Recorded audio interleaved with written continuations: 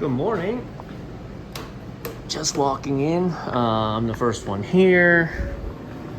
This is great. So they got a freezer with no lid. Nieco is not lighting. He said it appeared like a no gas issue, but the in-house tech swears there's gas coming in, so let's check it out. All right, can confirm, at least on the very outset, this is calling for gas, showing out 3. We've got an igniter.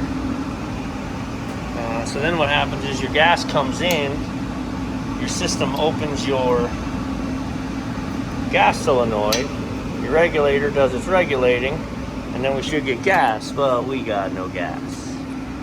Let's chase it back. So either we don't have gas coming out the regulator there, we don't have gas coming out the hose here, we don't have a solenoid opening, we don't have a regulator regulating, or we've got a bad ignition module that's not properly energizing the solenoid. Lots to check. All right, I very much dislike that these modules don't have a light or anything. Nothing. So let's put in a new module, wire for wire. Let's listen for what happens, right? Click. Oh, looky there. Bad ignition module. Bad ignition module. Yeah.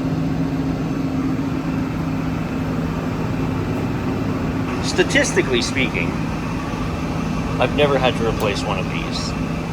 So I really wasn't thinking it was this. I have had to replace this regulators before, which sucks, but gotta love that. Right, to physically change this, it's really very simple.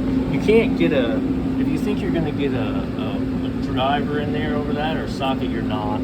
There's screws on there. So the old one comes off, the new one goes on. Make sure everything's seated real nice. Make sure this wires are in this chase. Yeah, now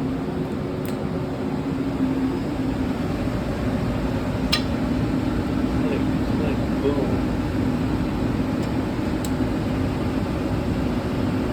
That's an order of operations. It opens the pilot assembly. Pilot valve opens, runs to the top, lights the top burner, then the ignition. Look at here. She's not lighting again. Fun. What's going on?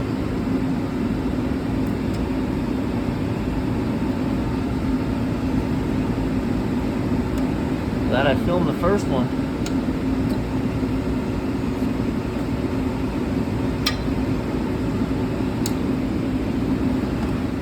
Alright, this is one of the strangest things you'll see.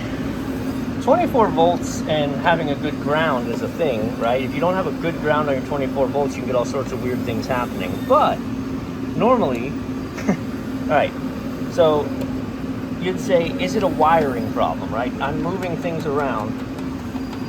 I'm shaking it, I'm fiddling with all the wires. It stays lit, okay? It's not about the wires. If I put this where it belongs and against the wall, it drops out. I pull it off the wall, it comes back. Normally it's the opposite, and you need to get a good bond to the ground. And I think we've got, yeah. And when I run the bolt through it,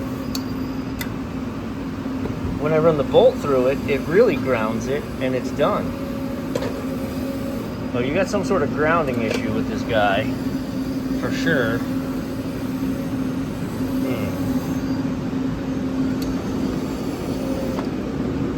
Got the ground on our plug. So it seems like I can just build a spacer and remount it. But again, like, look guys, it's not the wire. And if I hang it up high, But if I drop it down to where it's supposed to be, ready? There, flame goes out. I lift it up, and this is where you're like, oh, it's definitely a wire problem. I lift it up, flame comes back. Come on, man.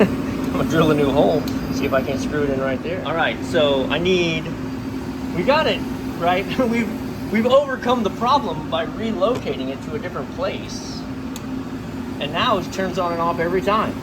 Not a wiring issue, not a grounding issue, not a solenoid issue. It won't run if you mount it 2 inches lower. And if it were a grounding issue, I would think the problem is it wouldn't run at all, right? Normally it's the opposite. If you don't have a good ground, it won't run. In this case, something about if I do have a good ground, it won't run. But there's the original mounting hole, and there's where we're mounted now. So, whatever. It's working for now. Someone explain that one to me.